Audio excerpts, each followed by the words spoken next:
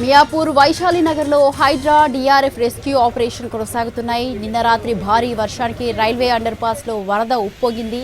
దీంతో under pass వద్ద తెరిచి ఉన్న మ్యాన్ హోల్లో పడి గలంతయ్యాడు బాలయ్య అనే వృద్ధుడు. తన కూతురి ఇంటికి వెళ్లే క్రమంలో ప్రమాదవశాత్తు జారిపడ్డాడు. స్థానికుల సమాచారంతో రాత్రి నుంచి గాలింపు చర్యలు చేపట్టారు హైడ్రా డిఆర్ఎఫ్ సిబ్బంది.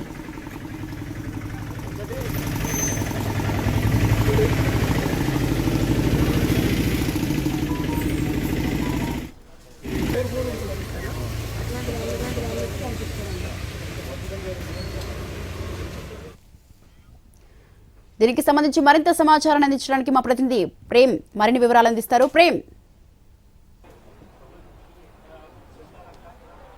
Thank you. నిన్న కురిసినటువంటి భారీ వర్షానికి ఇటు ఆఫీస్పేటలో ఉన్నటువంటి వైశాలి నగర్ లో ఉన్నటువంటి ఒక రైల్వే అండర్ పాస్ దగ్గర ఓపెన్ గా ఉన్నటువంటి నాలలో ఒక వృద్ధుడు కొట్టుకుపోయాడు. స్థానికంగా నివసించేటటువంటి వ్యక్తి, స్థానికంగా ప్రేమ్ నగర్ లో ఉండేటటువంటి బాలయ్య అనేటువంటి వృద్ధుడు ఈ ప్రాంతం నుంచి తన కూతురు నివాసానికి వెళ్తున్నటువంటి క్రమంలో ఇక్కడ ఓపెన్ గా ఉండటం అంటే చాలా కొద్ది రోజులుగా కూడా ఈ యొక్క ప్రాంతం అంతా కూడా ఈ నాలాకు సంబంధించినటువంటి రిపేరింగ్ వర్క్ కూడా కొనసాగుతుంది. ఈ నేపథ్యంలోనే ఈ యొక్క మార్గం గుండా వెళ్ళేటువంటి వాహనాలను కూడా పూర్తిగా నిలిపివేయడం జరిగింది. అలాగే ఇక్కడ ఎలాంటి రాకపోకలు లేకుండా కూడా అధికారులు ఏర్పాట్లు చేసినప్పటికీ కూడా స్థానికంగా ఉన్నటువంటి వాకర్స్ అంటే ఇక్కడ నడుచుకుంటూ వెళ్లే వాళ్ళు మాత్రం ఈ పక్కన ఉన్నటువంటి గట్టుపై నుంచి కూడా నడుస్తూ అవతలికి అంటే అవతల వైపు నుంచి యువతలకి యువతల వైపు నుంచి అవతలకి వెళ్లేటటువంటి నడకదాన్ని మాత్రం కొనసాగిస్తూ వస్తున్నారు. ఈ నేపథ్యంలోనే నిన్న కురిసినటువంటి యొక్క భారీ వర్షం నేపథ్యంలో కూడా ఇక్కడ ఉన్న ప్రస్తుతం మనకు కనిపిస్తుంది. ఇక్కడ ఎవరైతే జిహెచ్ఎం అంటే ఇక్కడ ఉన్నటువంటి సిఎంసి సిబ్బంది అలాగే ఎన్డీఆర్ఎఫ్ సంబంధించినటువంటి సిబ్బంది కూడా ఇక్కడ రెస్క్యూ ఆపరేషన్ కూడా కొనసాగిస్తున్నారు. ప్రస్తుతం మనకి ఇక్కడ కనిపిస్తున్నటువంటి ఏదైతే పెద్ద పైప్ లైన్ వేశారు అంటే నిన్న రాత్రి ఇక్కడ జరుగుతున్నటువంటి ఒక పనుల నేపథ్యంలో కూడా ఇక్కడ పైప్ అనేది లేకుండా ఉండేది. ఇక్కడ ఓపెన్ గా ఉన్నటువంటి నాలాలో ఈ యొక్క వృద్ధుడు కూడా పడి కొట్టుకుపోయినటువంటి పరిస్థితి కనిపిస్తుంది. ఈ నేపథ్యంలోనే స్థానికంగా ఉన్నటువంటి కొంతమంది గమనించి వెంటనే అధికారులతో పాటు స్థానికంగా ఉన్నటువంటి కొంతమంది లీడర్లకు కూడా జరిగినటువంటి సమాచారాన్ని అందించిన నేపథ్యంలో కూడా హుటాహుటిన ఇక్కడ చేరుకున్నటువంటి స్థానికులు అలాగే అధికారులకు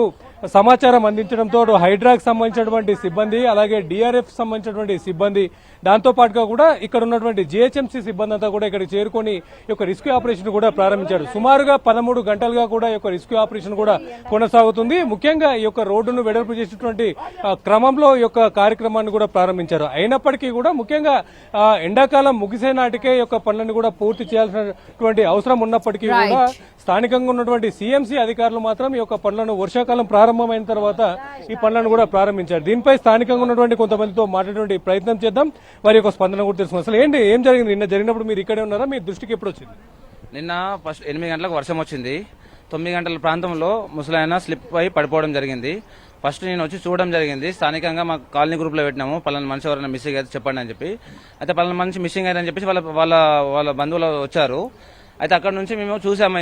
ఇక్కడ ఏంటంటే మెయిన్ ఈ అయితే డ్రైనేజ్ వర్క్ ఉందో ఇది ఇప్పుడు ప్రారంభించాల్సింది కాదు. ఈ వర్షాకాలంలో ఒక్క వర్షం వస్తే దీంట్లో మొత్తం వాటర్ మొత్తం చెరువులాగా అయిపోతుంది.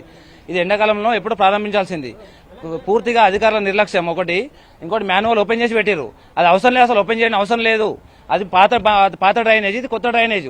పాత డ్రైనేజ్ ఎందుకు ఓపెన్ చేశారని అడుగుతాను ఇవాళ నేను.